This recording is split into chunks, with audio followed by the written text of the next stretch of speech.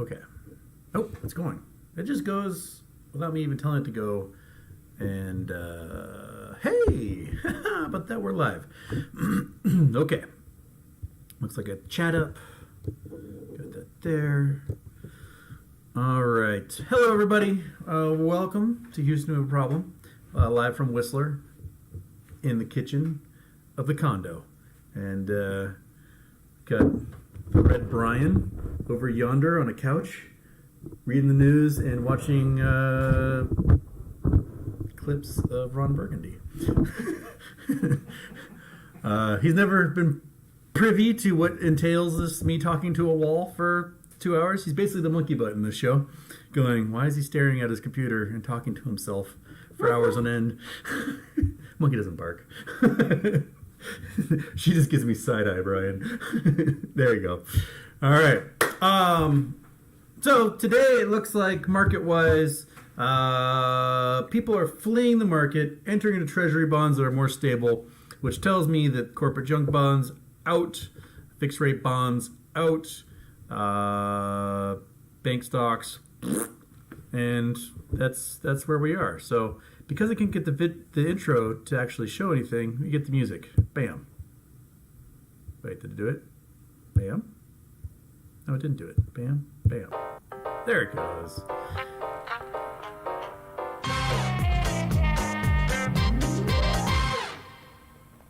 All right, word. Okay. I've been skiing all day. My legs are very tired. I'm very tired. I spent a while in the jet tub trying to catch up on all the news I can. Throw it at me. I got nothing. So, right off the bat, we got Michael Mystery saying, whoopee. J-Dog saying, go Mariners. Guitar Stuff telling me happy birthday. Casey Chapman informing us that Bobby Caldwell died and that he had no idea he was a white dude. I had no idea who Bobby Caldwell was, or that he died, or that he was white. So I looked him up on Yield YouTube, and I was like, totally thought that dude was black. Yeah. Hungry Caveman. I don't have many MMTLP shares, so I don't want to transfer NextBridge. Would it be worth transferring at least one share to have an account? I think you mean AST, transfer to AST. Can they offer shares for shareholders to buy in a private company? I mean, you can transfer if you want. Will it be worth it? Not a clue. It sounds like if there is a gray market that supposedly only shareholders will be able to buy when you have a private company and it's doing weird things. The gray markets are weird, and it sounds like they want to make it so that we can never touch one. So I have no idea how you'll ever get the stock. And if NextBridge is going to offer the 40 million shares they plan on offering, it sounds like it's going to go to a particular person that they have in mind. They're accredited, selected investor. So I don't know if you will be that accredited investor, Hungry Caveman. I mean, maybe you are. I honestly don't know. Pankaj Kumar. Hey, I assumed for MOAS, if first hedge fund needs to go, needs to go down, and then supporting banks. Here banks are going down and government bailing them out. No impact on any hedge funds yet. Do you think this can cause MOAS? There are more banks to go down. They've guaranteed the deposits for some of these banks, and they're gobbling up the others into even bigger banks, which is, quite honestly, like the worst thing you can do. If you're going to gobble up all these banks, they need to then destroy the banks into millions of little pieces so that there are no more big banks. Big banks should not exist. You can have some national banks, but they shouldn't be huge. Regional banks are probably, in the long run, a better way to go. You just regulate them and force those regulations to be actually followed. Anyway, hedge funds will go down, mainly because Credit Suisse is about to be blinked out of existence. There's apparently going to be an announcement by the financial regulators in Switzerland coming up about the future of Credit Suisse. Their stock price went below $2 today. They're billions in the hole. The Swiss central bank is dying and can't keep them afloat. And as we talked before, Switzerland does not have the population to financially support a bank of that size. In just losses for the central bank in Switzerland, we're at $15,000 per citizen of Switzerland is how much the central bank is draining their population. That's like U.S. debt level type monies. So I don't think Credit Suisse is long for this world. And if Credit Suisse goes down, what's to stop UBS from going down? And then all of a sudden Switzerland loses like all their international banking. And they're stuck to only their small little regional guys, their banks that are in their cantons. It's coming. Someone's going down that we won't see coming, and it's going to cause a panic. There's already panic happening. Anyone tells you like, oh, don't panic, the contagion's taken care of, has not seen the fact that mortgage applications are down 40%. Home sales are plummeting, and the value of homes are dropping. Car repos are going through the roof. We've got World War III happening over in Ukraine. We still have huge amounts of Chinese bonds that are not getting paid by these huge Chinese real estate companies. Like $1 trillion in bonds are going unpaid. And all the banks and institutions that hold those bonds still aren't writing those off. They know they're not going to get paid, but they can't afford to write them off and admit it yet, because that means they have to put it into a report saying, hey, everybody, your money's gone. Which is exactly what happened with Silicon Valley Bank, right?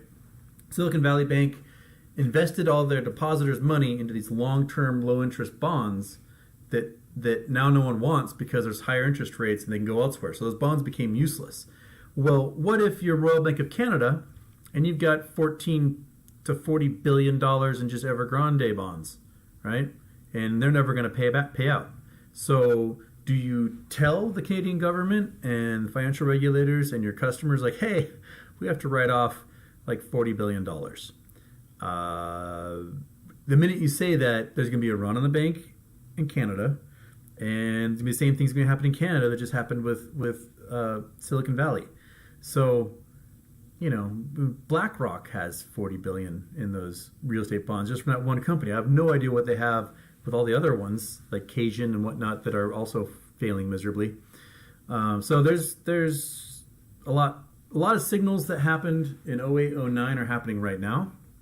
Oil prices plummeted, went below $70. I think it was $66 when it closed today. I'm going to look it up here. It's easier to look up on my phone because this laptop is old as shit. Okay, oil price. It's $68 was WTI crude. Brent crude's still at 74, but we're half the price we were a year ago when Russia invaded Ukraine. That should go a long ways in tempering inflation. But here's the thing about inflation is that whenever you raise the price on something, you never drop it back down again. Food costs this much, it's going to cost that much from now on, because even though they're going to be saving money transporting and spraying fertilizers and whatever else because oil prices are down, they're going to pretend like they aren't, and then you're just going to be paying that price from now on. So while inflation may be stunted, there's not going to be any contraction from this. And the CPI came out at 6%, so we still have inflation. It's not growing at the moment, which is great, but that still means that the Fed has to raise rates. And the fact they aren't, the scare of the banks going down, they may not raise rates, but they still probably should. The pain still has to be inflicted to ensure that inflation rates get lower. You need to get to that 2% level. You get it below unemployment, and things will be better. We want any double dip recessions and all those things, because all of a sudden they start trying to do quantitative easing and yada yada yada. Keith Chapman, Adam Aaron sold 48 million ape today. Why? Why did he do it today? Why did he sell 48 million today? Why didn't he sell 48 million when the price goes up 5 times when they recombine everything? Why does he keep doing this? What is ape at the moment? I just opened up my calculator, not my app. Brian wants to sneak in. I just wanted to look over Houston's shoulder to see how the magic happens. Yeah, in the 4:3 ratio because my 9-year-old laptop. Yes. Ape's at $1.43. Idiot. Okay. So Adam Aron apparently sold 48 million Ape when he could sell that many shares in several weeks' time when he combines them into AMC, and all of a sudden the same Ape shares are worth like $60. So why does he keep selling at the bottom to probably hedge funds? I bet he sold 48 million of those apes to some hedge fund who has his nuts in their purse. I don't know why. I don't know why, Casey Chapman. I don't know why she swallowed the fly. Perhaps she'll die. Lindsay, hey man. What's this about our urgency and GTS supplying TD America with counterfeit shares of MMTLP? Apparently somebody wrote TD Ameritrade asking who the market maker was that they routed purchases through, and they admitted that it was GTS. So if you purchased MMTLP shares, Brian's already like, I'm bored.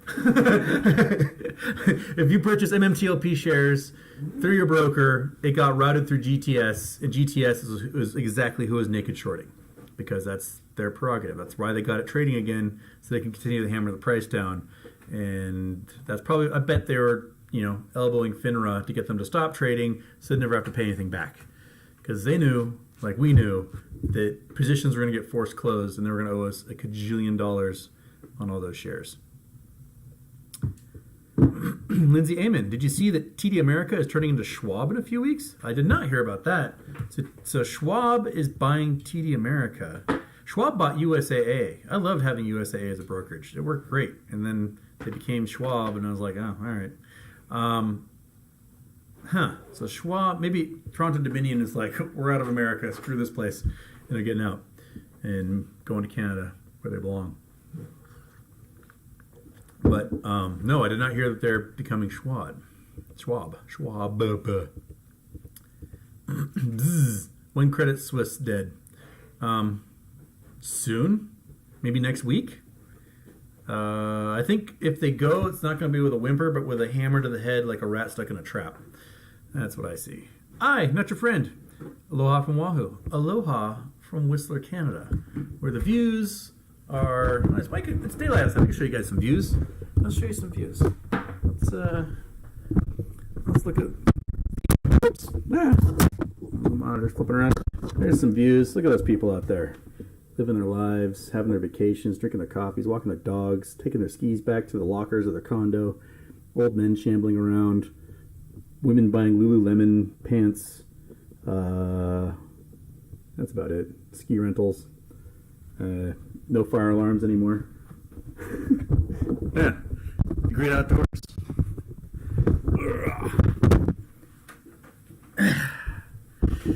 Enough of that. Plug my computer back in because I have a 9-year-old battery in here. But it's a military spec 9-year-old battery because this is one of those rough books you can throw out of an airplane or freeze or heat up to like 200 degrees or drop in boiling water. It should be fine. It just doesn't want to have a touchscreen anymore. Okay. Paratera in Houston, GME just hit a 52-week low. Thoughts on how low it can go before it rebounds? It can go as low as we let it, basically. I have a feeling that with some of the meme stocks right now, a lot of any disposable income folks have to play with that they would normally play with meme stocks are probably being spent on shorting banks. That there's a lot of folks in this chat, in Reddit, Twitter, wherever else, and they're shorting the hell out of banks at the moment. And they're buying their puts. They're doing whatever they can because they smell blood in the water. And that's probably where the extra money's going, which means there's buying pressure being taken off of the various meme stock plays that everybody's in. And it'd be a perfect time for Ryan Cohen to finally, up his holdings to that 19% that he's allowed. This is the time last year when he did it. It was March, April, right? When he bought his 100,000 shares and showed that putting it through a lip market would cause the price to scream. And, why not, Ryan? Friday's triple witching. You get a good day pop the price up on a Thursday and a Friday by doing a whole bunch of buying. Then all of a sudden you have Gamma going the next week, and everybody can buy weeklies and make a fortune. How about that? That sounds like a plan. Mark Sloan asks if you want a blanket over your head like Monkey. Monkey will stand there like the Emperor from Emperor Palpatine, just staring at me with a blanket over her head. I do not want one over my head. And if it is put over my head, I will remove it.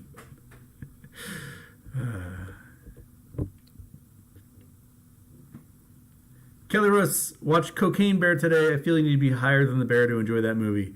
Well, Scott, my old roommate, who's a USC film grad, just messaged me. He was like, Cocaine Bear was amazing. And that dude's pretty square. So, I don't know. Maybe it's a USC film school thing. Len Hernandez, Houston, hope that fire wasn't too bad. Yeah, those of you who don't know, we got done skiing. I got out of the shower. And I think as I was pulling my pants on, the fire alarm went off and we had to go evacuate. And the fire department came and discovered there was no fire, and we went back in. But someone, I guess, said that this was the third time this week this happened. So that's happened. Well, maybe it was happening while we were skiing or something. I don't know. But oops. But the other half of the building, where the restaurants and stuff are, they never moved. They kept doing their thing. It was just the residential part that was on fire, apparently. Bear Taryn, Houston, I would love to see you have a dark energy black hole conversation with Dr. Becky Smethurst. It'd be great exposure for the channel. She has hundreds of thousands of followers. Dr. Becky Smethurst. I have no idea who that is, but I'll talk black holes with people all day long. Daphne, hello. Billy Jack Jr. Oh, what happened to Billy Jack Sr.? What do you think is the most likely scenario with formerly MMTLP? Resolution 1, trade. 2, litigation. 3, unique settlement. 4, other. I mean, we still have probably a month or more until the judge has to say something about the loss, about Rosa's lawsuit specifically. I don't know how Allen's lawsuit or the Hoffman guys are progressing. I've not kept up on those, but Rosa's filings need a response within 90 days of she last filed, which was what, January 11th or something? So what's 90 days from them? April 11th? So we got a month, maybe, until they have to make some sort of, I recognize what's happening. I'm going to stall a little longer. I still honestly, even though I've got bias, I still honestly think that her position, that lawsuit, is solid. Their arguments are solid. She laid the groundwork to show that FINRA can be sued, that they have done things to put their thumb on the scale before for members like Wells Fargo and stuff in the past, that they violated their own codes of ethics by allowing the stock to trade in the first place when it wasn't supposed to, and then stopping it from trading before it was supposed to stop from trading to allow the closure of these short positions. So, I think any judge would have a hard time making a cogent argument based just on the fact that FINRA claims that they're immune to lawsuits. Oh, you can't sue us. Because I think Rosa could easily appeal that to the appellate court, and the appellate court would have a panel and go, yeah, this is pretty messed up.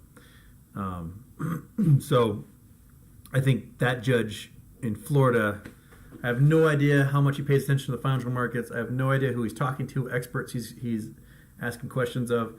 But if he does rule against Rosa, I think there's a good chance she can get overturned by a panel.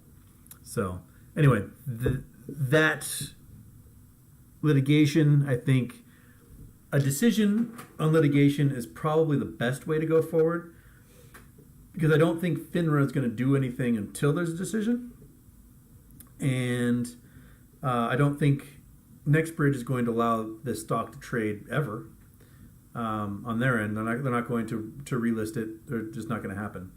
But there could be, but I think they would allow 2 days to close all the short positions and go from there.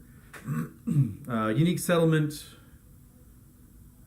I don't know if the government would step in and force a settlement price at this point. But if NextBridge sells their oil assets, then those oil assets will filter down to the shareholders, and then anyone who's shorted will owe the equivalent. Those PILs. I'll be right back. Okay. Brian's out of beer. So, you know, that's one way to resolve, and maybe that's what everyone's waiting for. But even then, you know, the fact that oil prices are crashing is probably good for those short hedge funds, because that means the potential sale price for those oil fields now gets lower as well. It's, you know, this potential sale price is potentially half of what it was in this time last year, because oil's at $68 a barrel. So, you know, maybe they can wait it out until there's an economic collapse. The oil's back at $10 a barrel. The oil fields are essentially worthless, and there you go. They waited us out, and that was how it goes. I hope not. I want to get paid, man. Pat Philp. I was about to say Philip, but that's straight up Philp right there. How does No Labs technology compare to others like Acme Parent Company? Where do you think their timing will fall compared to each other? I have no idea how Acme Parent Company's technology works. I do know that No Labs, I think, is the only one doing radio frequency resonance. So they're beaming in radio waves, looking for particular molecules for the resonant frequency and bouncing that information back. And that appears to be how that works. Akelaji, Houston, looks like Credit Suisse will be bailed out. Can anyone afford to bail out Credit Suisse? Can they really? I mean, that is like, what, $1 trillion it would cost to bail out Credit Suisse? That's a lot of money. That is a lot of money. And I just, okay, there it is. Sorry, the chat reset and I had to find my spot again. But I mean, they may have to. Their fingers are on everything all over the world. The problem is that they are not a U.S. company. They have U.S. branches here, but they don't have like a Credit Suisse branch where you can just go open a checking account. They've got some like commercial bank and some investment bank things here. So why should the U.S. bail them out? Like, if we bail out Credit Suisse, Switzerland should become the 51st state. That should be the agreement. I'm sorry to my Swiss viewers. You're Americans now. And we're going to use dollars, and food's going to be cheaper in Switzerland. That's going to be but your ski resorts probably get way more expensive, so that's probably bad. But you kind of got to think about, like, why would the U.S. bail them out? Why would the Federal Reserve bail them out? Yeah, they got a membership here and there, but they're not a U.S. company. It's a weird thing about globalization is, you know, these companies, they all want to be offshore, they all want to be somewhere else, but when the shit's the fan, thank you, Mr. President.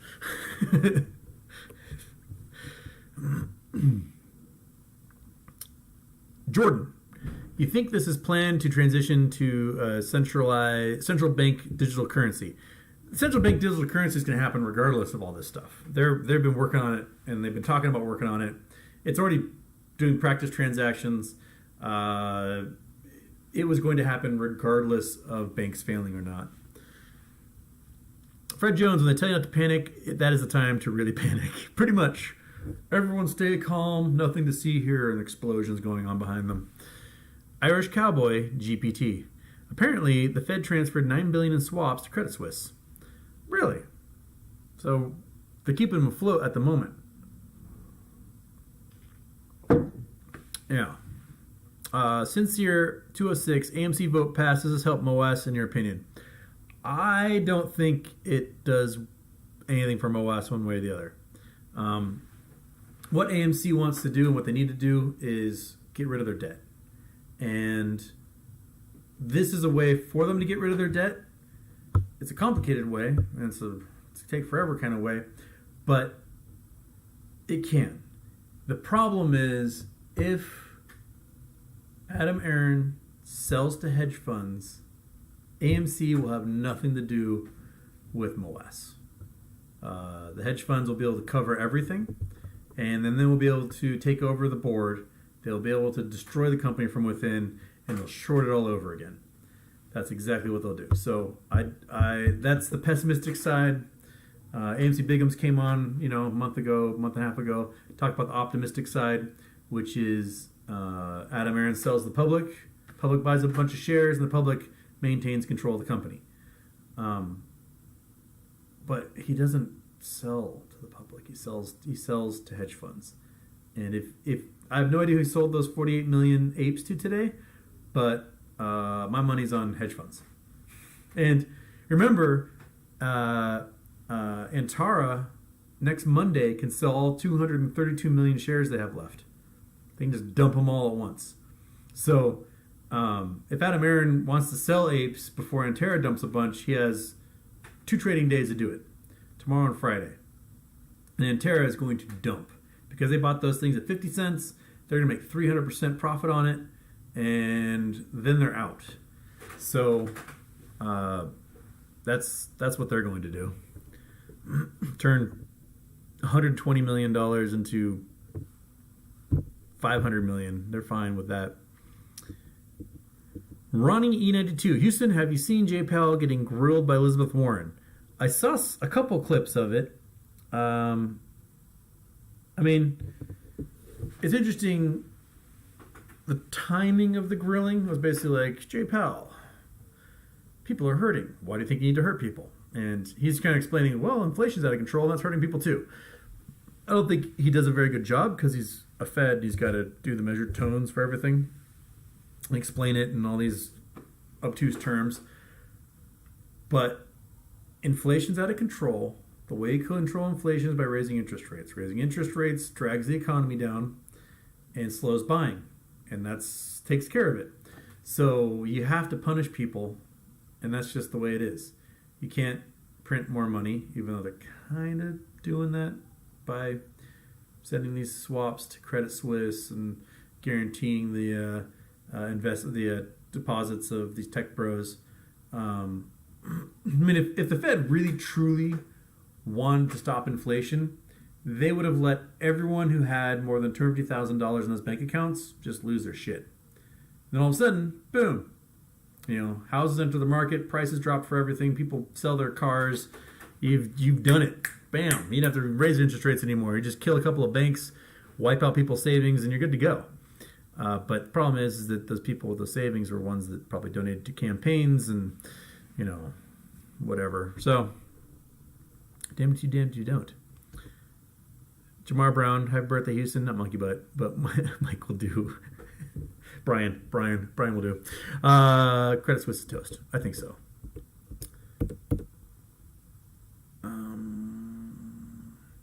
When I popped on, I thought Houston had Roger Hamilton there. Hi, Houston. I'm in Saskatchewan. Can you say it correctly? Saskatchewan. Regina, Saskatchewan. I have lots of friends from Regina. I've never been inside Regina, but someday I will. Nickel cadmium battery, probably BTW. I've never had it. It's a heavy as hell battery, so probably nickel cadmium. Guitar Stuff Houston, do you think GME squeezes after market crash? Yes. Yes, I do. Jamar Brown, Virgin Orbit Space Program just furloughed the entire staff and shut stores, trickle-down economics. That's a bummer. Because the New Mexico Spaceport is a rad building. You guys ever seen that thing? It's cool. Let's see if... okay. I got to open up... One sec. Let's go new window. Opening. Open. Keep opening. Come on. New Mexico.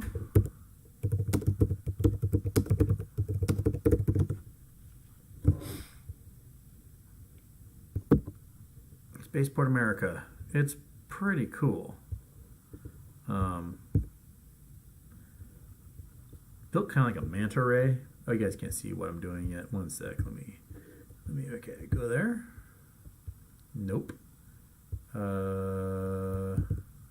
Chrome. Why is Chrome on Google Earth? Crying out loud.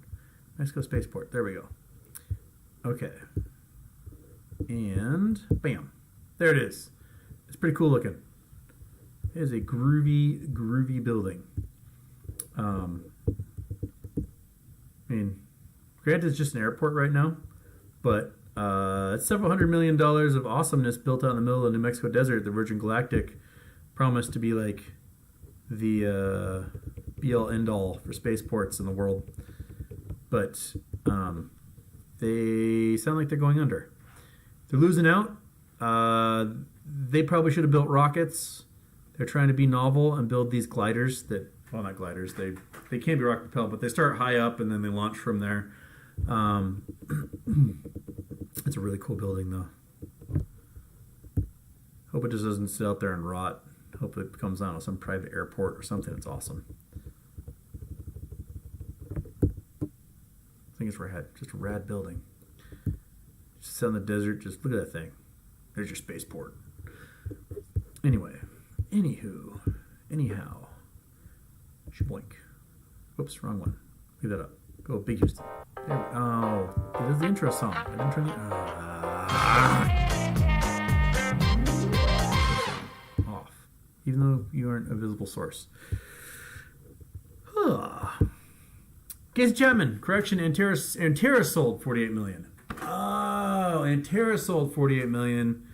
Not Adam Aaron. So they must have sold the ones they were allowed to sell before all this stuff. And then they got until Monday. That's day 90 for them to do the rest.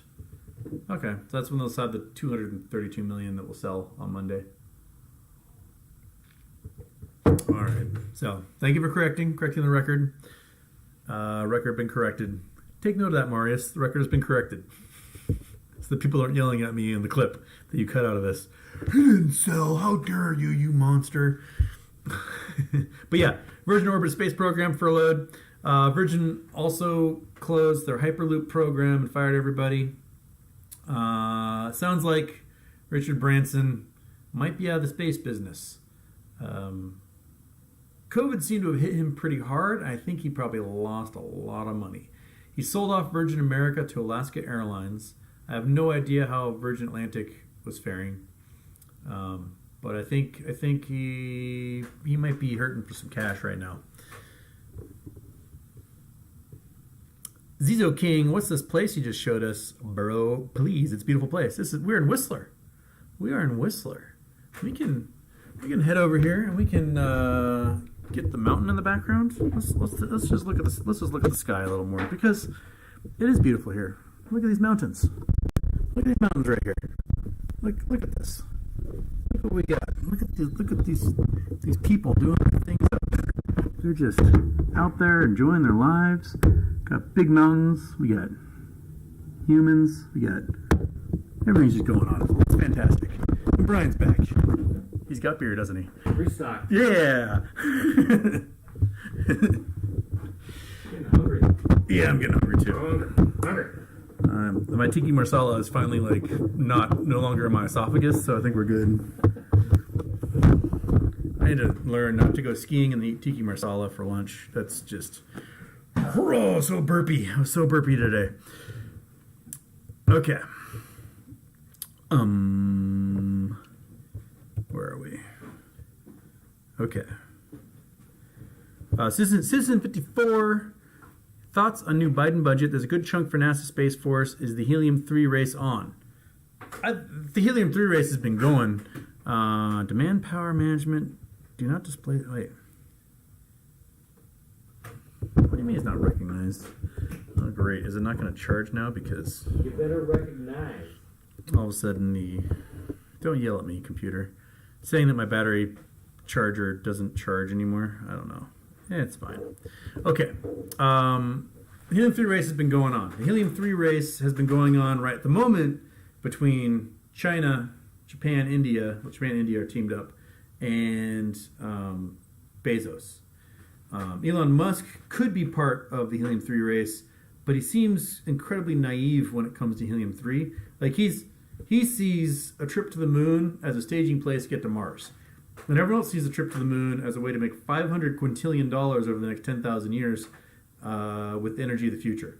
And so Elon's a bit behind the 8 ball there. But I think the U.S. Hopefully Bezos has finally gotten some good K Street guys, lobbyists that can like go and talk to politicians and say, hey, we need to fund this stuff, and you need to ensure that this happens, or else China is going to rule us forever with helium-3. And it's a matter of national security. It's a matter of national wealth. It's a matter of everything. So, I don't know. Bezos has always been pretty terrible at lobbying for this stuff, but maybe he's finally turned over a new leaf and has figured out how to get the feds to do that stuff. But NASA definitely needs more. And NASA's going to need, I think,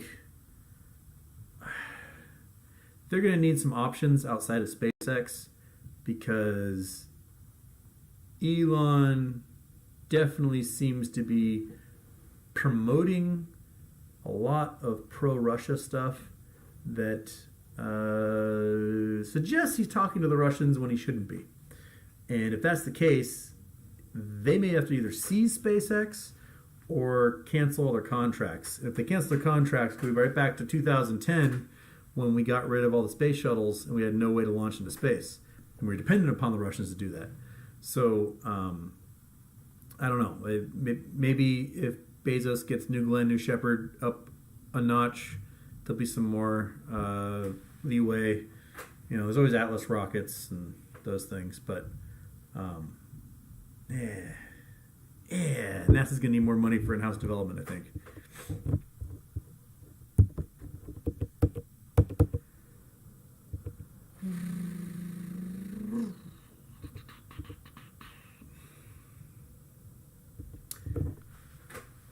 Raving happens. I think that's what it says. RVing happens. You're RVing. Okay. Recreational vehicling happens. Houston, does a straw have 2 hole or 1 long one with 2 openings? I think it depends on how you define the hole, right? Is a hole just the opening, or is the hole the entire depth? Like how deep is your hole? I think technically it's a tube with 2 holes rather than 1 long hole. Because otherwise, if it's just 1 long hole, you would think of like an open sewer cover, like, or a well. Like it just goes down and ends somewhere, and that's just 1 hole. In this case, it's a tube, and the holes themselves are the openings. Right? A taco's a sandwich. Okay. Daphne thought your condo was on fire, Houston. So did the condo. The condo thought it was on fire, too. It wasn't. Baboons. This is why I love this show. Houston has the most random stuff happen. Anna Rolick, Houston, any news on Sears? Apparently, what's his butt? The dude who had all the crap. That guy. What's that guy's name? Oh my gosh. Eddie something or other. Eddie. No, not Eddie Vedder. He didn't do the something or other. Duh.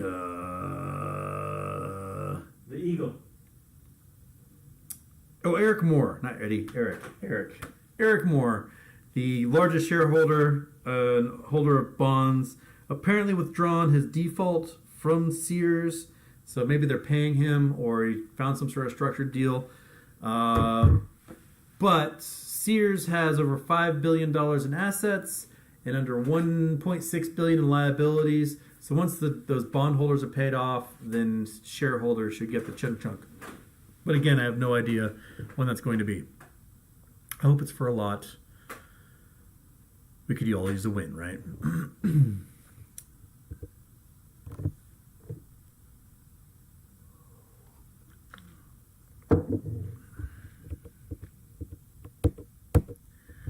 Apache Football Films, Houston, what are the odds of them running AMC down to the ape price instead of ape going up to the price of AMC? No, that's not going to happen, Apache. The way they structure the vote means Ape will become AMC and will assume the AMC price, which will balloon the market value of the company temporarily anyway. But that's, then they're going to sell a whole bunch and hopefully make enough money to pay off their debts. But Jason Blackwell, hey Houston, what do you call? How about Brian? Brian, I'll tell you. What do you call it when Batman skips church? Oh man, I don't know. I wish I had an answer. Christian Bale. You like that one? That's good. All right. Jason, you have one fan at least. Okay.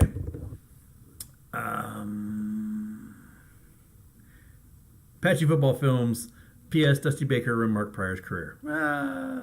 Yeah. Mark Pryor was a stud. That's for sure. Dude, legs like a tree trunk.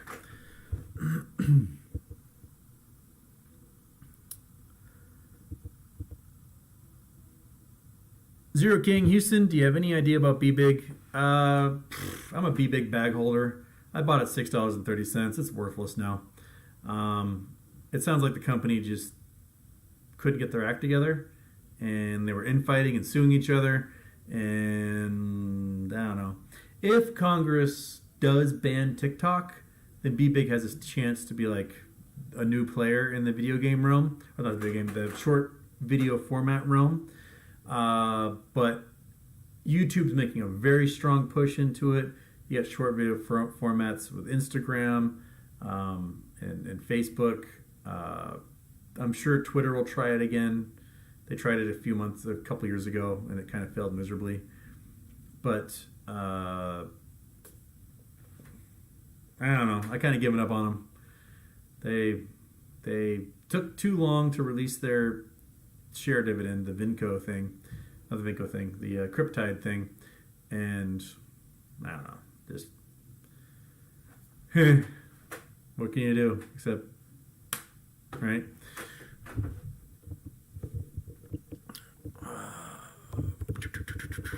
Come on, you stupid chat. Seriously, the minute I scroll down for an instant to try and read the next chat, it just moves me all the way to the bottom, and I lose everyone's chats, and I gotta scroll back up. There's gonna be something about B-Big here in a second, and it's gonna appear, and there we go. Okay, there it was. John Pendleton, chances of Black Thursday tomorrow, greater than they were 8 days ago. It sounds like people are bailing from things to go into bonds, go into gold, go into silver. All the crypto bros were throwing money at Bitcoin, but it looked like Bitcoin started to do a little downturn today. What are those bros doing?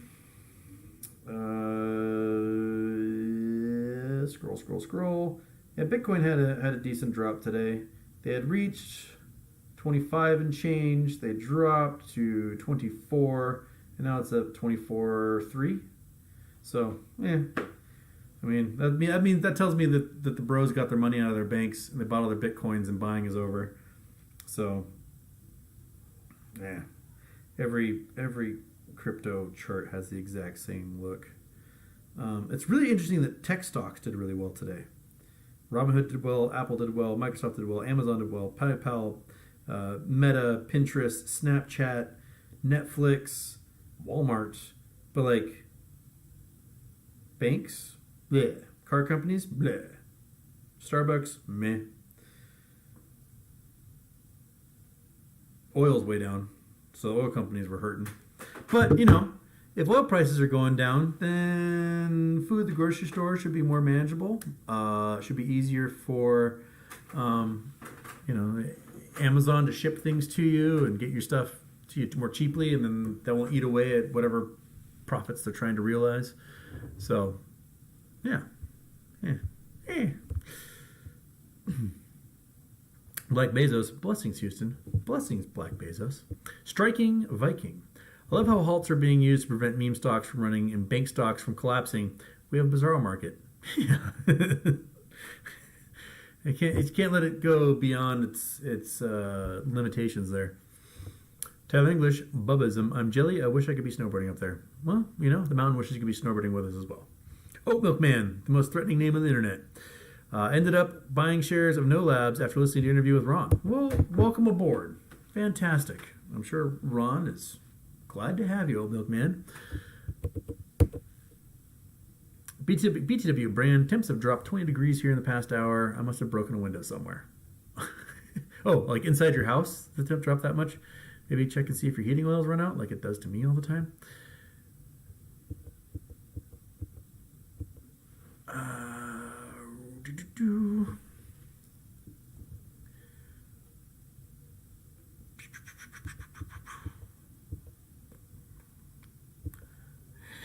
That may major downgrade to the Swiss. They know it. We know it. We all know it.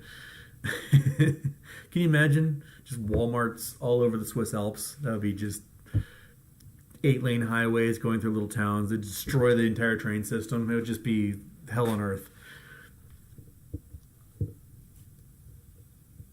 Brandon T. Hi, Houston. Will the Swiss let another bank be allowed to eventually buy Credit Suisse if it starts to collapse? They may have no choice. So it may no longer be a Swiss bank. It may be, I don't know, something else.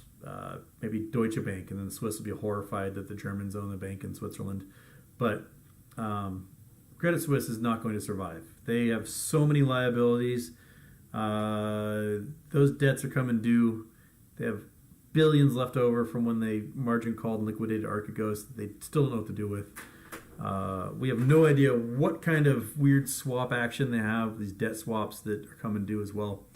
It's a nebulous bummer for them. That's what's happening.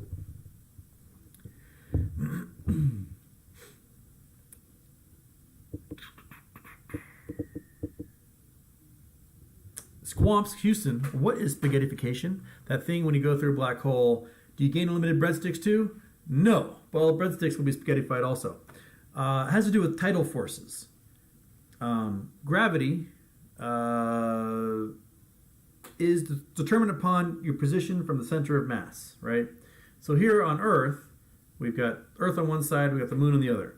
Now, they both have center of mass in the middle, but the surfaces of both objects experience a different acceleration of gravity because one side of the Earth is closer to the moon than the other side of the Earth. So all the water ends up getting pulled one way or the other because it's accelerating faster towards the moon. This also squishes and squeezes moons as they orbit large planets like Jupiter. So Io is volcanically active as a result of one side being pulled towards Jupiter more than the other side, which causes the inside to heat up and volcanoes part out. Now, there could come a point called the Roche limit with large planets, and the debris field that makes up the rings of the gas giants fall within the Roche limit. And this is where things like, you have a big giant rock, it might be 20 feet across, and there's enough difference in acceleration of gravity between one end of the rock and the other end of the rock that it breaks apart and powders into dust. So at the Roche limit is where you find the rings around these objects. Shoemaker Levy 9, which was a famous comet that went around the sun and then crashed into Jupiter. As it hit the Roche limit of Jupiter, it broke into like 20-something pieces and then machine gunned the surface of Jupiter as Jupiter rotated under it. Made these awesome Earth-sized holes in the atmosphere of Jupiter.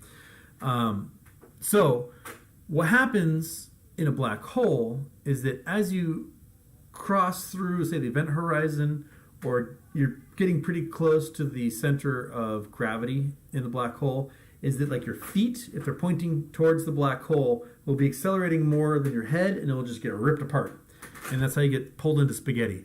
So when they say spaghettification, they're talking about the violent act of your body being accelerated at two different speeds so greatly that you rip apart. I mean, think about like, all right, you're a stuntman, you're in a movie, you've got your hands tied to the bumper of one car and your feet tied to the other bumper of another car, and both cars are going 60 miles an hour, right? They're going the same speed, so you're tied between those two bumpers.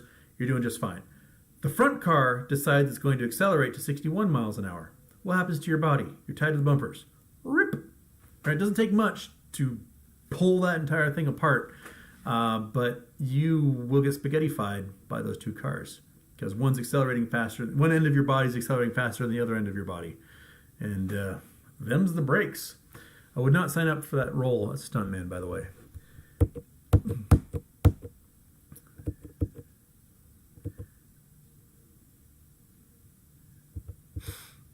Okay. Case Chapman, Credit Suisse got 50 billion Swiss francs from the Swiss National Bank to strengthen liquidity. So the Swiss National Bank just lost 50 more billion francs, or $50 billion, because the Swiss franc is pretty equivalent to a US dollar. Yeah. That just tells me the Swiss National Bank is going to be pumping like crazy. Which, how is the Swiss franc doing? Is it below the dollar again? Swiss franc to US dollar. Oops. To US dollar. Oh, it's still a little stronger than US dollar at the moment. It had dropped quite a bit. We had gotten down to, come on, move graph. Move. Yeah, we dropped on October 14th, dropped to 99 cents. So October, Swiss franc was less. But I can imagine it dropping below a dollar again if Credit Suisse vaporizes. Brian, tiki masala. I was just going to comment on your chat there and tell you I have to go take a piss. And then I just decided to tell you. I wouldn't see it for 20 minutes anyway because I'm so far behind the chat. You have gone and come back, and I'm like, oh, Brian's taking a piss. I was looking that through to try and figure out which comments you were looking at. I couldn't even figure it out. In this particular version of OBS, which is the streaming software, I don't have the ability to see a timestamp on the chats, which is annoying because I normally like to see if I'm 50 minutes behind in the chat because sometimes I can be like an hour. Yeah. But oops. That's all right. I get to it when I can. And then when I get too tired, I go, I'm done. And I don't answer everybody's questions. Mm-hmm. But I do if they send me money, right? Okay. Ding. Yeah, exactly. Let's hear those dings, people. Ted Tremendous. Hey, Houston, do you think an extinction level event is possible in the next 1,000 years by asteroid, or what event? Well, I think an extinction level event is possible within probably 100 years because we warmed the planet up too much. We can cook ourselves pretty well. And if we put enough CO2 in the atmosphere, it ends up with a whole bunch of carbonic acid in the oceans, which kills everything. And if the oceans become acid, the food chain collapses. The food chain collapses, well, them's the breaks. We have ourselves like a Permian Triassic, Cambrian, Precambrian extinction. And the Siberian traps were these giant mega basalt floods that happened in Siberia, and they produced so much CO2 that they basically saturated the atmosphere with CO2, and all that CO2 settled in the oceans and killed off like 97% of all life with carbonic acid.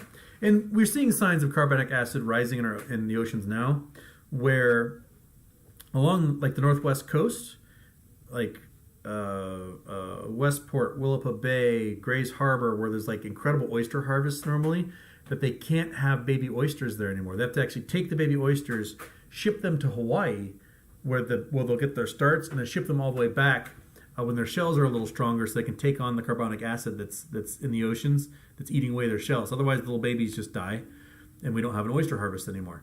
So we're seeing events happen where that carbonic acid is starting to appear and affect, various ecosystems, shell life, especially, shellfish especially.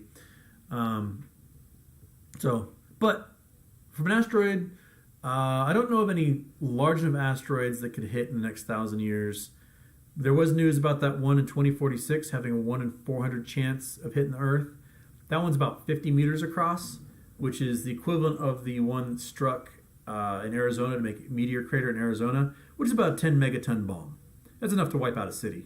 And if it hit the oceans, we'll probably make a good splash and make some tsunami waves.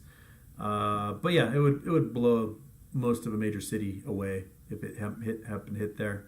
But we got 23 years to think about it. and do our calculations to see if it really will hit us. It could end up being like the one over Russia in 2013 that exploded. That was about the same size, 150 feet across, 30 meters, maybe a little smaller. That exploded at 20 kilometers up, 20 miles up in the atmosphere. But it's still large enough to like blow out windows and cause damage. If it had blown up, a mile up, it would have been exactly like a nuclear bomb.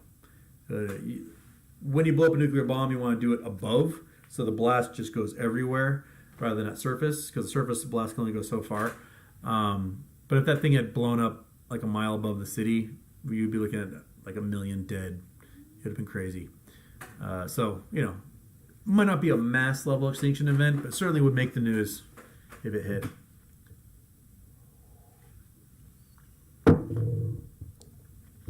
Okay.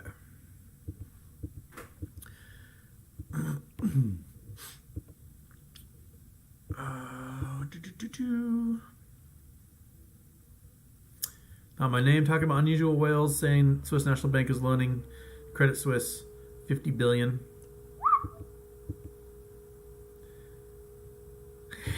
BLFH Houston says someone's going down that nobody's coming. JP Morgan looks around nervously. Remember, they've got like 5,000 hedge funds and several $1 trillion in liability of margin with those hedge funds at the moment. So Jamie Dimon is the Federal Reserve, so I don't think he's too worried about not getting bailed out. But I think he's got a lot of pride in that he hasn't had to get bailed out yet. But he's doing enough risky stuff that it could happen. Christopher Stedman, regarding Rosa's case, is there a deadline for judgment? Lots of time has passed since U3 halt, no statements. There's 90 days from when everyone gets all of the documentation in that they have to make a ruling of some kind. So I might have my dates wrong, but I think January 11th was the last time people filed stuff. In it might be a couple weeks after that. It was in January sometime. So there's 90 days from that point. So we're looking at April-ish when the judge has to make a statement. And it can be like, I'm reading everything. It might not be a ruling of some kind. But it all progresses at the judge's time scale, no one else's. BW Brand, Houston to be eating lots of salty food. You look puffy. Thank you, BW Brand. What a yeah, thank you. You look like shit. I don't know. Maybe it's I am puffy. I don't know, or I'm just on a crappy 10-year-old 4x3. I don't know. I'm a fat piece of shit. That's what we are. That's what it is. All right. ONG, don't go to Regina. It smells like it sounds. Have you ever flown to Regina, Brian? No. Brian's a pilot. He's not flown to Regina. Not too many people need net jets in Regina, I guess.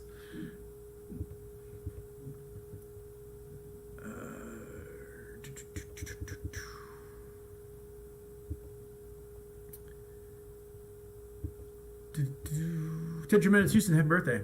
Why would the contagion from SVB be affecting foreign banks and causing ripple effects?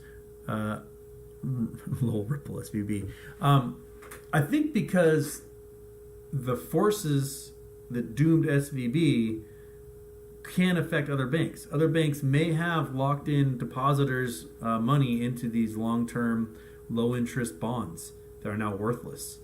So I think there's been a lot of folks looking at what the securities holdings are of these bonds, and if banks perhaps didn't dump them when they should have, which would have been a year ago when we started seeing inflation take off. And I'm sure there was a meeting of the Fed, and they all got together and they all talked to the bank guys and were like, hey, we're going to raise interest rates. So if you have some of these holdings in these long-term, low-interest bonds, get rid of them now while you still can, because they're going to be worthless in a year. And I think Silicon Valley Bank did not listen. And the Federal Reserve, the government all went, oh, you idiots.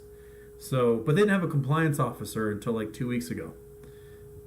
They were operating without a compliance officer for a long time. So there was no one to go, hey guys, your holdings suck.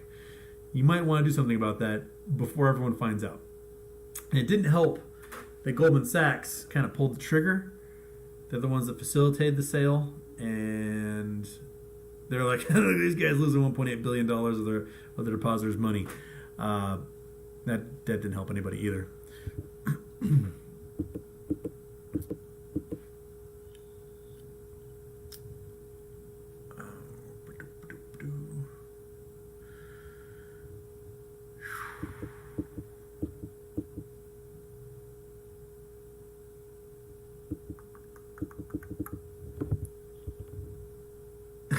Julian, cool second intros. We can see the exasperation Houston Spaceball plays. One of these days, dude. Ted Tremendous Houston, thoughts on Gavin Newsom having wineries using Silicon Valley Bank while lobbying to save the bank? Retribution? I mean, rich, powerful people play the system. They play the game, man. It's what they do. They will always come first. That's just the nature of the game. So, yeah. He totally was saving his own skin. Totally get it. That's what they all do. Best thing we can do is find someone better to come along to replace them. Donate the player. Yep. Hate the game. Or no, we got that wrong. Hate the player, not the game. Yeah. But the game kind of sucks. So I hate everything. Just be cynical and hate everything. Go back to an emo 13-year-old, and that's how we should view everything from this point forward. That's my advice to everybody. Just black eyeliner, listen to some crappy music, put some like safety pins in your black sweatshirt. Or I got a black sweatshirt going, and we're good to go. And I don't know, yell at your parents. Okay. BB Brand, I love how the internet can't handle the laptop moving around. Thing is, when I got up and moved, I moved closer to the router, so I don't know what's happening if I'm just happen to be moving the thing through the wavelengths of, I don't know. BFH, you can explain everything Adam Aaron does by looking at his motivation and who he really works for. Does he work for the shareholders or a short hedge fund? That is the question people keep asking. Kirk Wilson, Houston, what is the most impressive human invention? What is the most powerful, mind-blowing military weapon? Describe nuclear, biological, chemical weapons. Okay. All right. Most impressive human invention. Well, we've got meaningful inventions. The ones that like absolutely changed lives and people don't quite realize. Like iodized salt. Iodized salt is probably one of the most important inventions ever created. You might think, why do I care about iodized salt? Well, if you don't get enough iodine in your diet, you get these weird cravings. And you can get goiters. Your thyroid's inflamed. You get these giant nut sacs that hang out of your neck. And your body craves iodine. And what ends up happening is you will find yourself like grabbing handfuls on your hands and knees, grabbing handfuls of dirt, just eating and swallowing dirt. Because there'll be iodine in the dirt, and it's the only way your body can get that nutrient it needs. And people who were suffering from iodine deficiencies were getting goiters like crazy. Do you see people with goiters walking around? No, because they're having iodized salt in like everything they eat. And that was an incredible invention. Soap. Washing your hands. That is up there. Public sanitation. Like, showed the video of everyone walking outside. There was nobody throwing buckets of turds out in the street where people were walking. That is, that's a pretty impressive invention because it took a lot of Western society until just like maybe 150 years ago to really start focusing on maybe we shouldn't dump all of our shit where we walk. Other countries figured that out a lot longer ago, but not many. I mean, when I was on Rocky's show, Rocky Outcrop, when I was on a show, so long ago, before the show, he was telling me about, he lived in Edinburgh. He and Jamie both live in Edinburgh. And he's telling me about how Edinburgh was built. And they built Edinburgh so the entire city, all the roads faced the wind, so it would blow the smell of everyone's turds out to sea. So they wouldn't have to smell it. They did that rather than think about, like, maybe we should make some tubes in the ground. Or holes, long holes with open ends, and then put all the poo in there and send that out to sea. They just built the entire city so it would blow in the wind to clear everything out. But I mean, you're probably thinking things like the internet, or I don't know, AI, or I see the little things as being like, without the internet, we'd still exist. We'd still have ways to communicate, whatever. But without like sanitation, access to clean drinking water, iodized salt, lifespans around the world would just be puny compared to what they are now. And it would be disgusting to live in lots of places.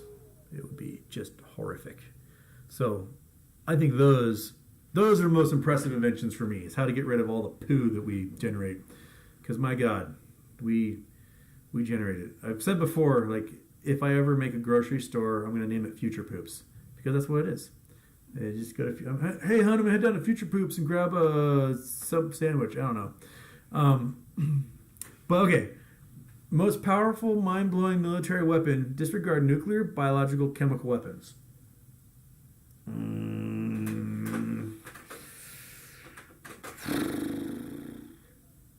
I've talked about it before. I think Bertha, the French gun made in the First World War that would shoot 70 miles.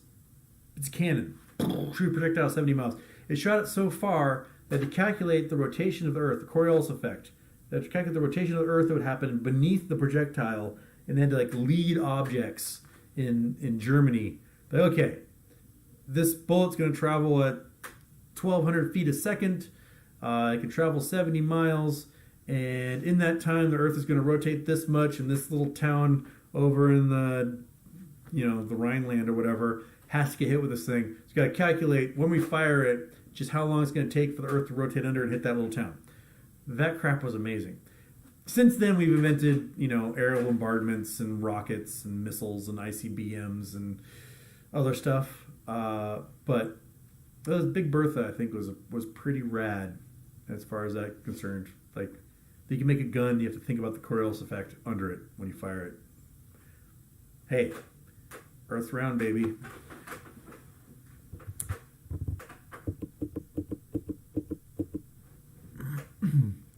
Cameron Mirza, Volkswagen is building a car battery plant in Canada. That's great news for Meta. Yeah, they're building it in Ontario.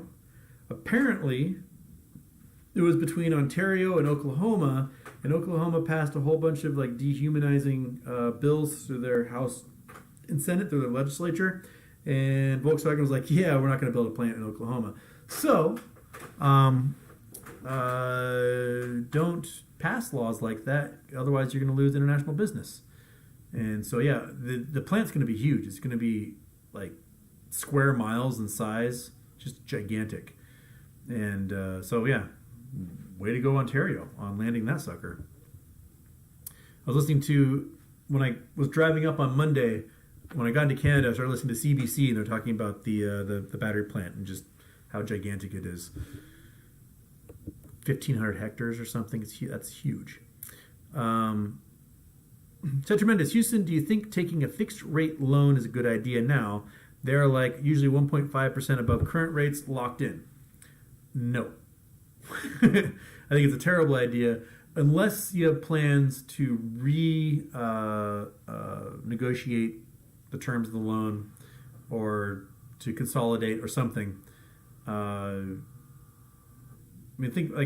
remember when I was a kid, my mom bought her first house. It was 1986. She bought her first house at $60,000, and the mortgage was the equivalent of buying a much more expensive home, in 2021, because the interest rates were like 12%. And every year they'd cut interest rates. Every year she would renegotiate her mortgage and get a new one. And she got down to like 7% by the time she sold that house. And then she bought the next house at like 6%, renegotiated that one more time like 6 months later, got down to 5%, sold that place, bought another one at like 4%. And I think by the time she was close to being done paying off that mortgage on the last one over 30 years, she had gotten it down to like 1%. Just every single time interest rates dropped, she would go to her bank and say, hey, I'm going to refinance this sucker. And she'd do it. So she got a mortgage. She had a more expensive house 30 years later, was paying a lower interest rate than when she bought a less expensive house in 1986. So there's, if you're going to do it, renegotiate.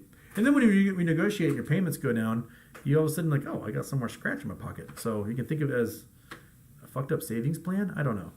But I think right now would probably be a great time to do, I'm going to say, not financial advice, I'm not a financial advisor.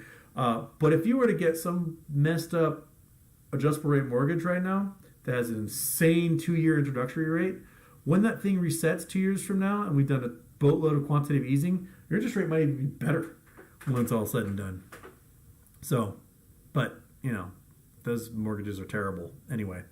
I don't know. I just don't see borrowing money at the moment a great plan because interest rates are so high. I mean, if you get a credit card offer right now, it's like 30%. Your home mortgage is going to be 6%. Your car is probably going to be like 15. I just buy cheap used crap and drive it till it dies, and then do that again. This is the cheaper way to do it.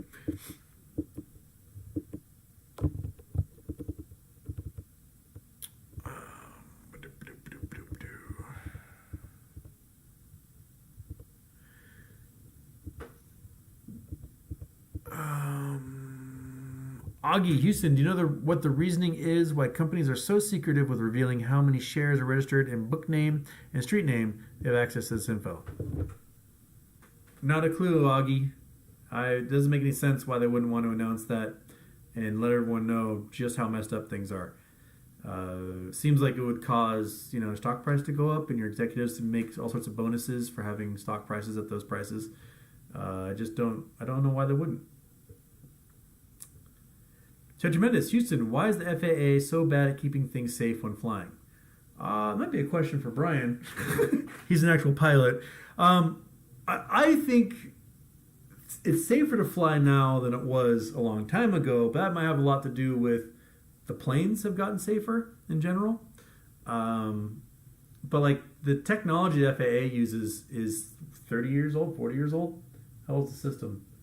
Well, I mean, it depends on what part of the system you're talking about. But yeah, there are many parts of the system that are old, and I don't know if you remember there was a short little meltdown in January because there was part of the notices to airmen system that was running on like Windows 95, and there was only one person that knew how to do it. But a fundamental conflict of interest that the FAA has is that they exist to both promote aviation and regulate aviation. Yeah.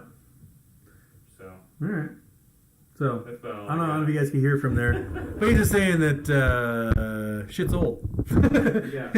And that's they. Well, the FAA has conflicting. They have a conflict of interest, and their sole purpose is not just to regulate the safety of aviation; it's also to promote aviation. So you got to make sure that they make their Boeings happy and their Lockheed's happy and their Southwest Airlines happy, and yeah. So there you go. Problems with regulations. That's the story of our life, isn't it? We talk about that all the time on here. Is that we desperately need competent regulation. But there's a big crossover between those who are regulated and those who are doing the regulation. And a lot of the ones who should be regulated end up doing the regulation a lot. Which is why I'm a big fan of finding the biggest nerd at the biggest university who's never actually worked for like Goldman Sachs to like run the SEC. Because they do the nerd stuff all the time and they aren't bought and paid for by a bank, right? But also we also need to figure out ways to make these legacy systems upgradable in real time. I mean, we've got Trident submarines that use like 10-inch floppy disks for stuff because A, Russians can't hack it, and B, it's going to be too expensive to make something different. So, nature of the world. Then again, we gut the insides of a 70-year-old B-52 and make it modern on the inside, and we're going to fly those for another 50 years. So... I mean, you get a modern B-52, it looks like a spaceship, but with a navigation window for your sextant still. Yeah, we're just full of dichotomies in this world. Okay. BW brand is hot dog on sliced bread a sandwich? Yeah. I mean, hot dog's a sandwich anyway. So is a hamburger. So is a taco. So is a Twinkie. I say Twinkie's a sandwich. Some donut with filling is a sandwich.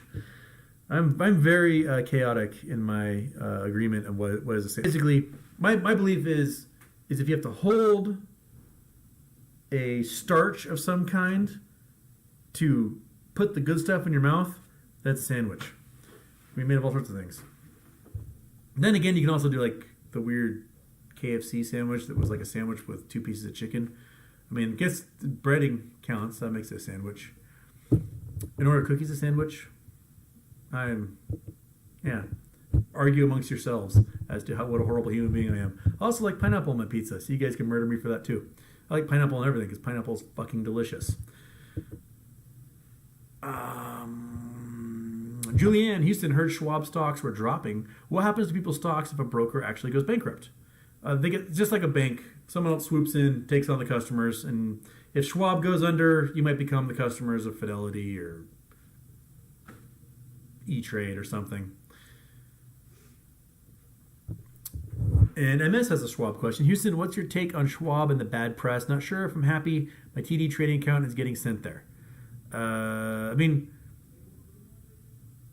Schwab bought USAA's brokerage, and USAA's brokerage was really good. I liked USAA's brokerage. And they've been like, well, we're out of the brokerage business, and they gave it to Schwab. I've not been too happy with my Schwab account. It just seems like, I don't know, like Fidelity cares too much about the shit plays I want to make with my stocks, and Schwab cares not at all. And there's like, needs to be a happy medium between them. Like, Fidelity, I try to buy some penny stock on Fidelity. Fidelity's like, oh man, this stock is so terrible, I'm not going to let you buy this thing. I'm like, I know it's pegged at 1/10,000th of a dollar. I know I'm going to buy it at 1/10,000th of a dollar, and tomorrow I'll be at 2/10,000ths of a dollar, and I'll double my money. That's why I want it. And they're like, this is garbage. Whereas Schwab is like a meth dealer. Like, they do not care. They can sell to kids. They don't care. Hey kid, here's a bunch of meth and M16. Have fun. That's kind of the way Schwab's brokerage works, which is great for a degenerate like me who wants to buy really shitty penny stocks and play with those. But at least Schwab can still sell me those stocks, but I wish they would offer some judgment on my character and be like, oh, I'm going to sell this to you, but you know what? You're kind of a dirtbag. I would appreciate that more than them just being like not caring and just selling me this garbage I should know better than to buy. And like, Fidelity is too much of a helicopter parent who's like, I'm not going to let you have that cookie after dinner. You didn't finish your vegetables. That's the way Fidelity works. And there needs to be like a happy medium in between.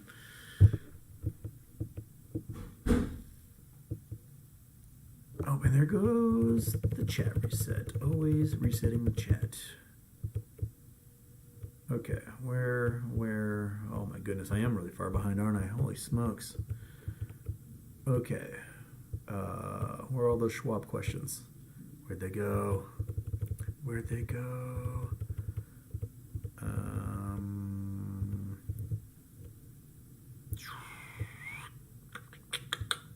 Oh my goodness, I am so far behind.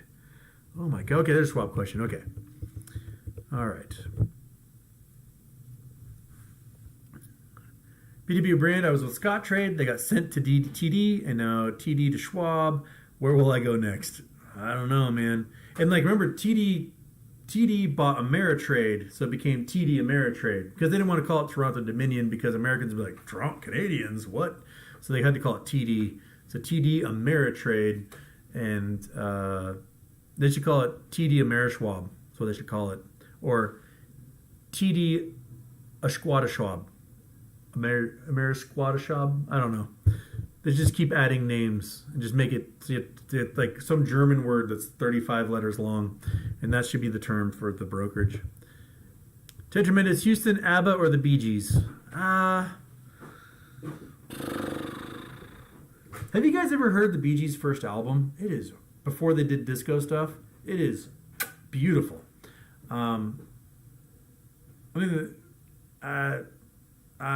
Neither. Ace of Base. Ace of Base. Yeah. Did you guys know that Ace of Base were Nazis? Did you know they were Nazis?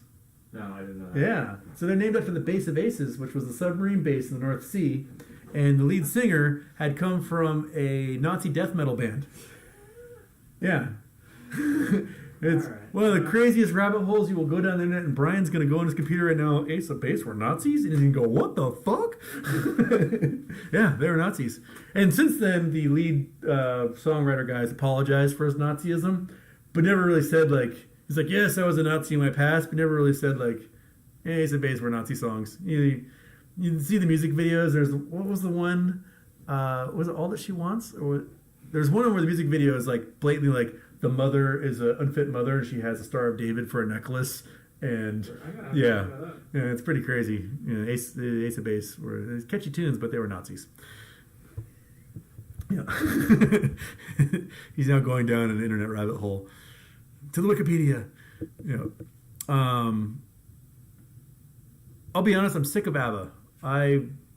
At my volunteer job, what do I call the restaurant? They play it way too much, and I am so sick of listening to ABBA.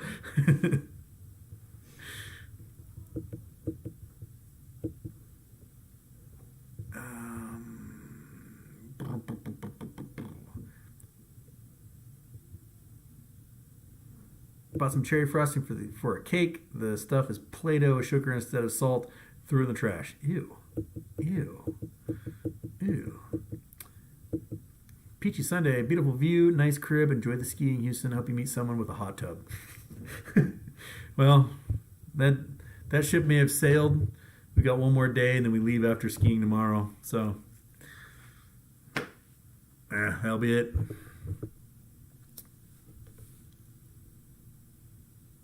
Okay. Houston, ever have a doobie? No, I'm a square. Jay's 22B, hey bro, have you bought any ape shares in 6 months?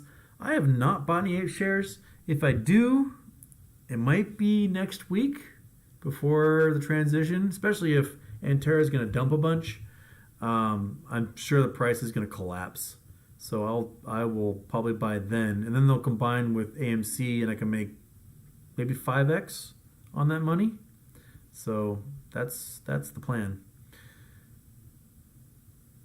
Sincere, I think the fear is they'll short AMC down to the current 8 price and kill the arbitrage opportunity. If they're worth the same at the time of conversion, the arbitrage opportunity is gone. I think you're right, Sincere 206. They're going to try and short AMC, but AMC was on the thresholds list for 2 months. Just came off last week when the banks all collapsed and people stopped paying attention. But yeah, they're going to try and get AMC down as low as they can before this, which is why Adam Aaron needs to be like, we're going to combine everything next week, and then do it. That's the faster he makes the announcement, the better it will be for AMC. But if he takes like 2 months to finally make the announcement, then AMC is up shit creek. Brendan and Ella's Fun Adventure. When is the ticker going to merge? Does anyone know? We don't know. They've announced that date. I just said they haven't announced the date yet.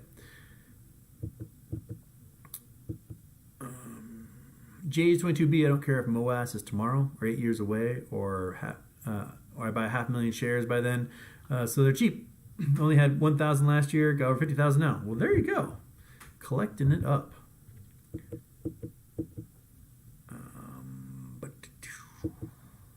SJ Houston, thoughts on the science in the movie Interstellar? It's not. I mean, the way they made the black hole look was pretty accurate. The way they made time dilation happen as a result of orbiting that planet that goes around the black hole was not accurate in any way, shape, or form. You would not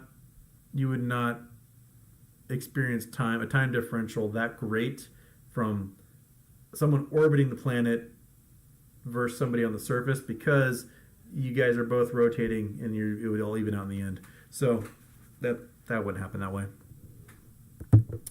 Josh Papels, Tennessee, just yana, ya, na, na, ya, hey. You'll just read whatever I put there, hey Brian. Josh Papels says, hey Brian. Brian waves back as he's reading all about Ace of Base being Nazis. I am, actually. Yeah. Yep. Wrinkling his brain over there. Okay. I think all that she wants.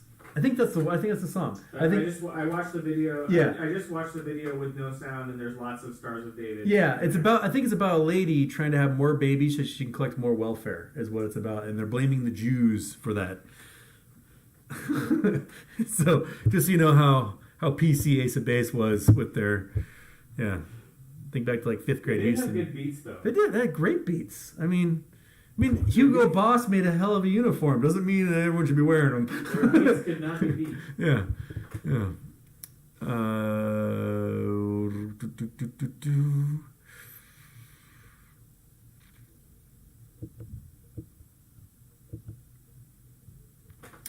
Daphne Interstellar is interesting. My problem was that they talked up the physics of it so much. Like, oh my god, the physics is amazing. We have all these astrophysicists that are advisors. And then I watched the movie, and I was like, you didn't listen to any of those advisors, or you had the worst advisors in the entire world. That, like, if you're going to brag about the science advisors you have on, you got to make the science work. Erin McDonald, who's the science advisor for all the Star Trek, she's an astrophysicist, and she's rad. She does a better job. And what's funny is so she advises all the Star Treks, Picard, Discovery, Lower Decks, whatever. And she said that the one that takes in the most, like, does the most accurate science is the cartoon version, the Lower Decks one. that like the live action ones just disregard everything she says and just makes crap up all the time.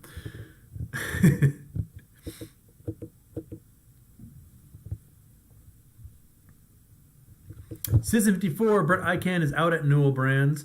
Could he be going to Bed Bath & Beyond board instead? The apple doesn't fall far from the tree. RC Twitter. Man, I hope so. I hope they make announcements. They do lots of buying, and then my call options make me enough money that I don't have to worry about things for a while. That'd be fantastic. Kevin Randon, remember to use sunscreen tomorrow. Heck yes. I got a purple nose once up here at Whistler because I forgot to put sunscreen on, and my nose oozed for weeks. It was awful. Don't get sunburns like that. Don't get purple bubbly sunburns. They're do not recommend it.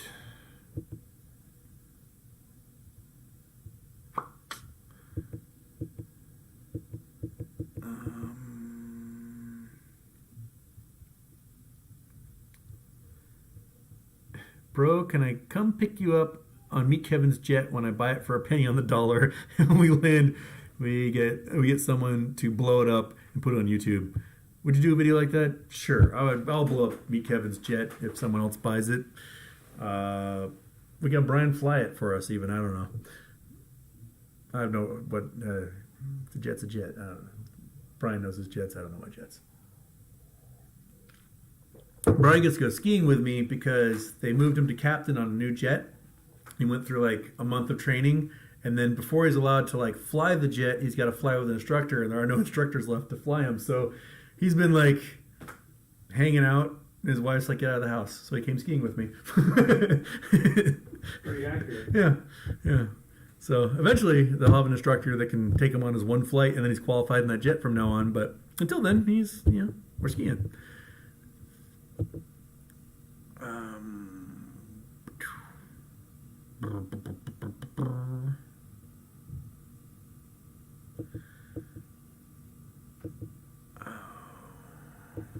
Judge Mendez, hey Houston, selfish shellfish, selfish by the seashore. They do. They're captains of industry, titans of capitalism. SJ Houston, what causes a meteor to explode before hitting the ground? A couple of things. Rapid heating is one of them. Because remember, you get this thing's coming from outer space, could be going tens of thousands of miles an hour through atmosphere. It creates a giant compression wave in front of it, so you have friction heating it as well. But this compression wave, you can think of it as like a pressure cooker. It compresses all this air in front of it, superheats it to basically the temperature of the sun, and that could be enough to blow one of these rocks apart. And that's kind of what will do it. If there's lots of gases inside the rock, the gases can expand really quickly and explode. The cool thing is that because like if you get a big enough meteorite that hits the ground, like maybe a basketball sized one, is that if you're there when it hits the ground, you can touch it and it'll still be cold to the touch. Because that thing's been sitting in space at like near absolute zero for a long time. So maybe parts of it have warmed up, and because of those parts it can shed and rip apart. Think of it like have you ever seen like granite shearing at Yosemite or wherever? Like these huge chunks of granite will cleave off the cliffs and crash and explode. It has to do with you've got one side of the rock facing the sun and then a chunk of rock that might be permafrost or whatever, and the side that faces the sun warms too much and causes a giant crack to happen, and that thing will cleave off the face of the cliff. So you can have that sort of thing happen too with these meteors. Is that the side that's facing the compression wave as it passes the atmosphere can superheat and essentially expand and cleave off, and that can cause explosions in the rock as well.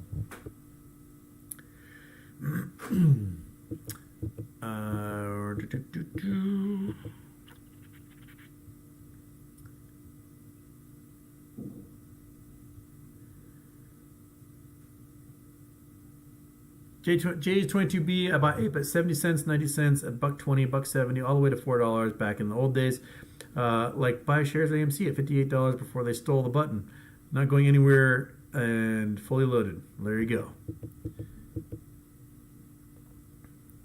William Morgan, Credit Suisse has paid $11,427,400,126 in fines and penalties since 2000. Goodness.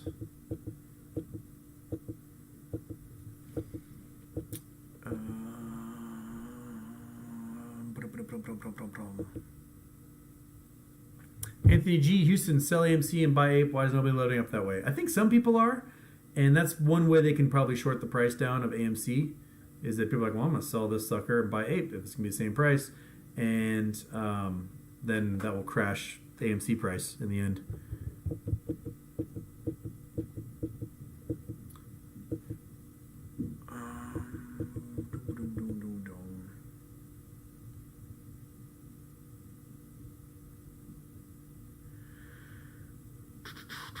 William Morgan, goiters and cankles, super sexy. Hey, everyone has different speeds they like to travel, man.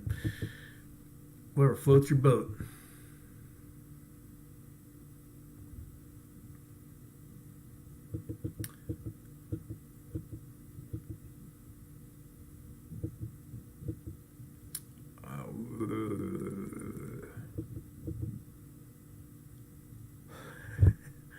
Talking about level 2 books. I gotta get through this thing.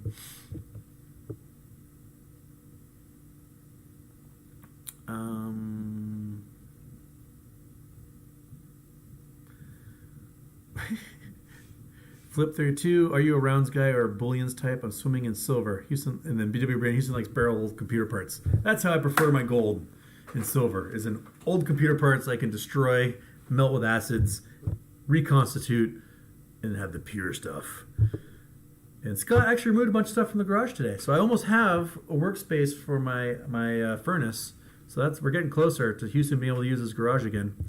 So Scott just needs to pick up a few more loads of things, and then we're good to go.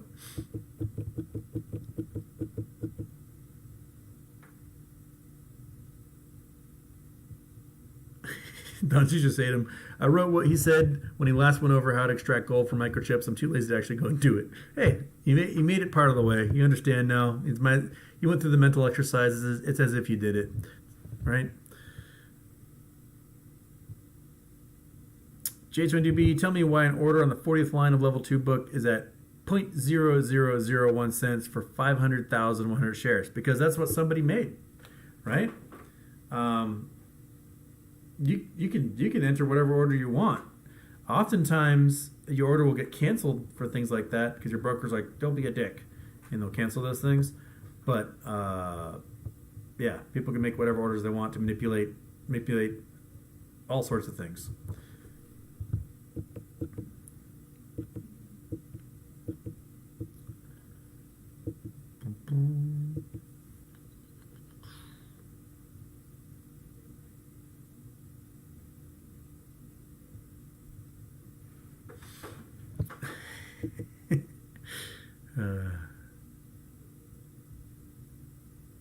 Robert Hurt, Houston, if I bought the Seattle Mariners, would be my pitching coach for a couple of years. That would be the most wonderful disaster you could possibly do, and I would do it.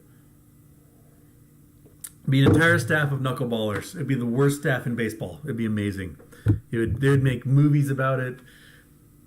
Everyone in the Major League would hate the Mariners. It would be fantastic. It'd be just knuckleballer. Done with one knuckleballer, bring in one for relief. We have pitchers pitching until they're 60 years old because none of them have elbow problems. It'd be fantastic. If I just never threw a fastball, it'd be great. The fastballs would did me in. Knuckleballs never hurt me. Easy.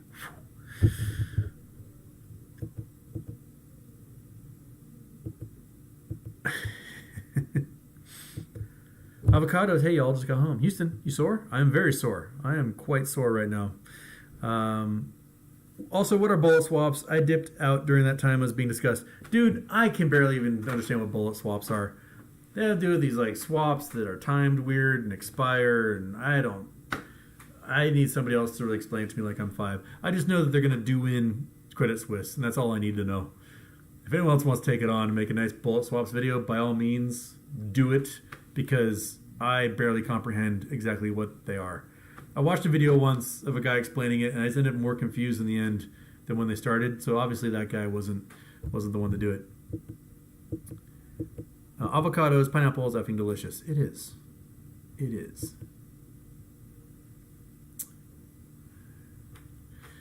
Chicken fried, chicken sandwich. There's the reset of the chat again. Stop resetting, chat.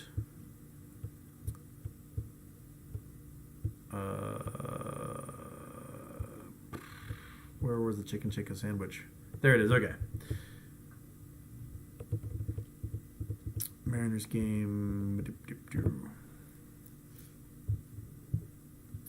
Exactly, BW Brand. I would not turn down the pay of being a major league coach.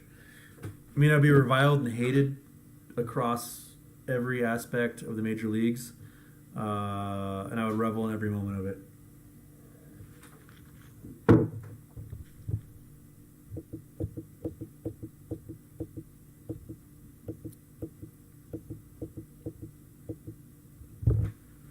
J22B, I've been to the Wall Street Bets Bar in Thailand. I spent many hours drunk with the owner, 21 days over Xmas.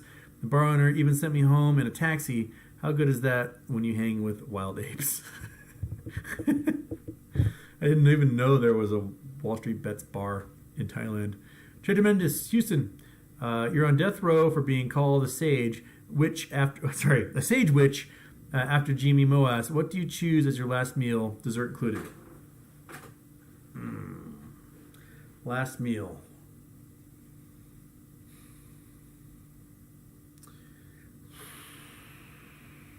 All right, so we're going to have to do some debating here. Like, maybe Haitian goat curry,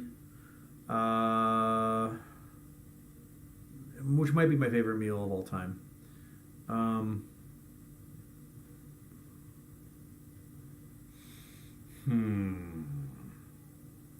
Maybe have a different Brian. I know, not you. I know more than one Brian. I'm sorry, Brian.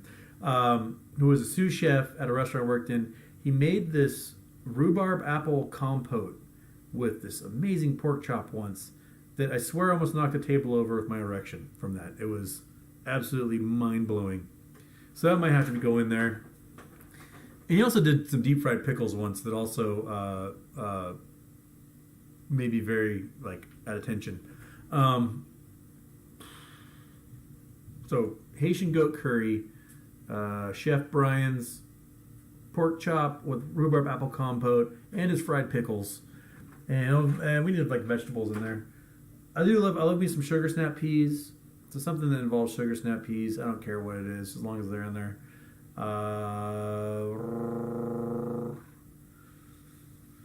Then dessert. Black bottom cupcakes. Just like Mom used to make. Some black bottom cupcakes to end it all. And I'll go out a happy man. Put me at the stake. Hang me from gallows. Whatever. Got myself some black bottom cupcakes.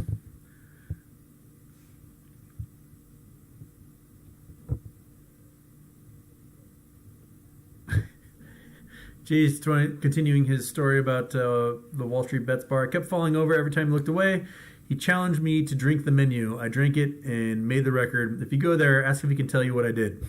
Because you don't remember, do you? Want to take a banks going bust? What are your thoughts? That more banks will be going bust there, Juan. Exactly which ones? I don't know. But there's more to come. There's always more to come. Whenever you get a few banks going bust, it's never like an isolated incident. There's more steam rolling away. Or snowballing away. Steam snowballing. Two different steams and snow don't go together.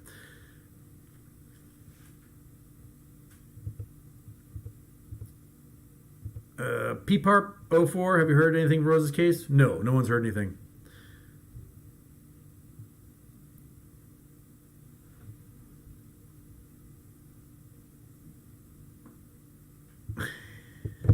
Houston, I never rode or drove, bro. No history. That's why when I land near you, I'm going to ring you in the middle of the night to pick me up. Hey, that's how it works. I'll pick anyone up. Don't drive drunk, please.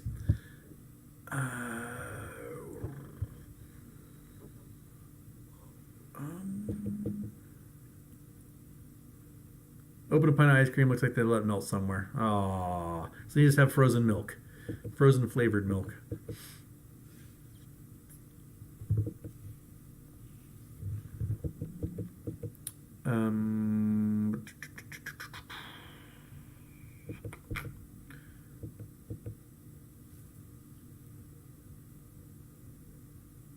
You need to come to Thailand with me, have a Scooby.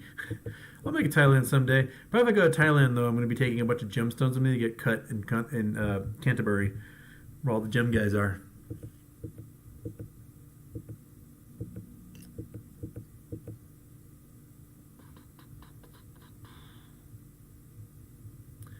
Robert Carter, Ken Griffin comment on SVB depositor bailout tells me he was short every company and venture capital firm with funds deposited. Let's hope he was and that he just lost his shirt on that. Because screw that guy.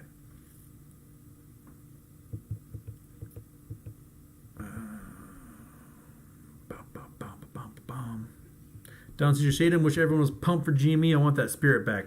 I think we need GME to do something. We need somebody to, I don't know, make some noise over at GameStop. We just haven't heard spit from them. Their earnings call is coming up, isn't it? Next week is their earnings call. As with all earnings calls, the price will go up right before it and then crash after hours the minute it's done. So maybe let me look. When is the earnings call? GME earnings call. I think it's next week.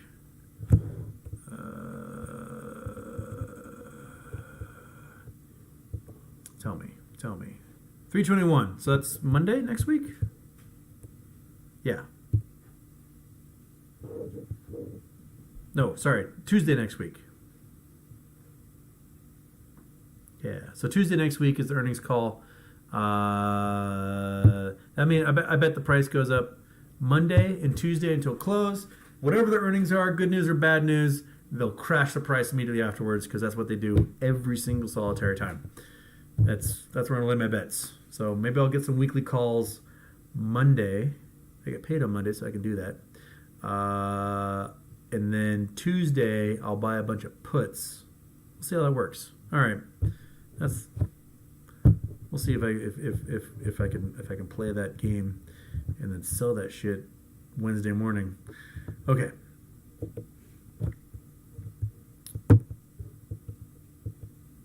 Toy boat 3 times fast. Toy boat. What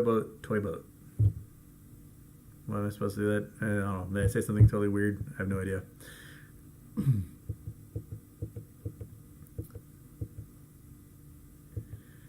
Prawish Dougal, hey, you said you get your tax documents from Fidelity? If I did, I haven't seen it because I'm in Canada. So if they mailed it to me, I have not seen it. I haven't looked at my account to see if it's in there.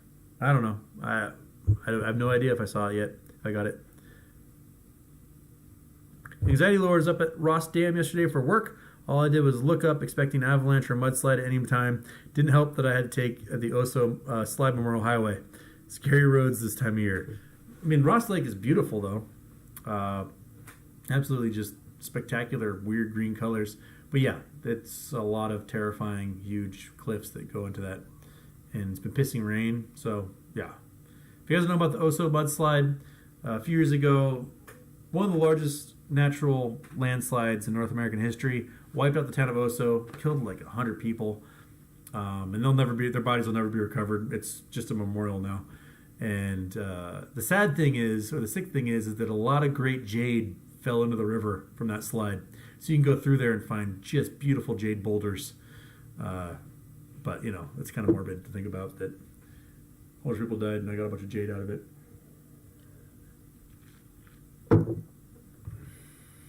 Want to take a favorite authentic tacos with cilantro and onion? When I lived in San Diego after high school, I ate Baja-style fish tacos basically for every meal. I couldn't get enough. It was that's all I wanted was, and the simple ones. They didn't have cilantro and onion. It was just like pan-fried fish, slaw, and that white yogurt sauce. It was delicious.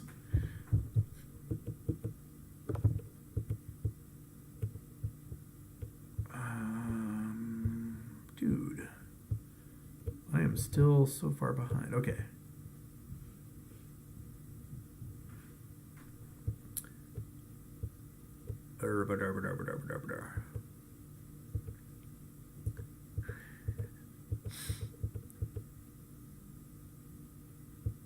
Okay, this tax document thing. Okay, sorry. Oh, maybe I'm at the end. Okay. Crispy Chicken, hello, Prof. You look different in this light. Why are your legs tired? Because I was skiing. And I have not done my skiing this year, and I'm exhausted. I'm just a fat old piece of shit, and my legs are chicken legs. So I'm tired. So we'll see how long I last tomorrow. Okay. Tetramentus Houston pop quiz. What's the capital of Switzerland? Bern. Okay. Maybe you can feel the burn. Oh, there you go. Ha ha ha. I never made it to Bern. I've heard it's awesome. Heard there's great museums, but I've never been there. Robert Hurt trivia question: who is responsible for saving more lives on this planet due to his invention?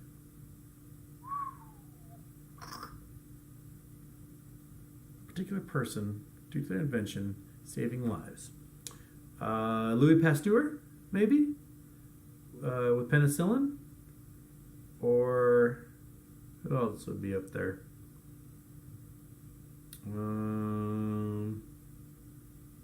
I don't know. You might have to tell me, Robert.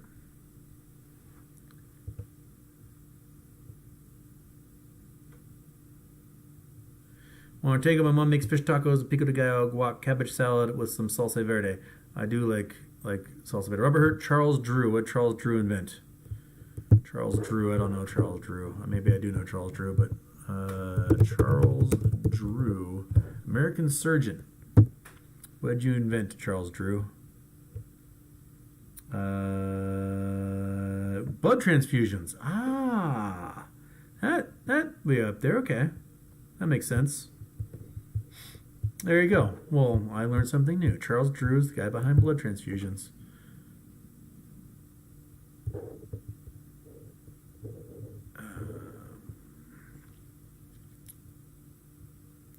All right, it's 7:20. I'm hungry, Brian. Are you hungry? I'm really hungry. He's really hungry.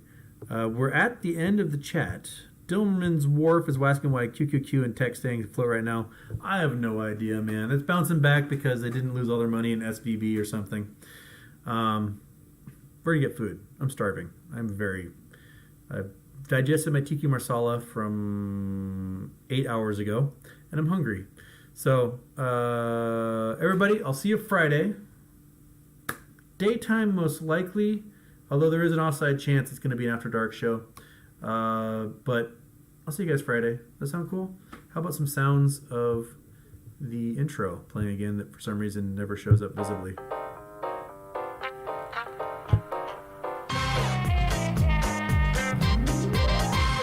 All right, we're done. Okay, bye everybody. Brian, say bye-bye. Bye. All right, good enough. All right, later, skaters.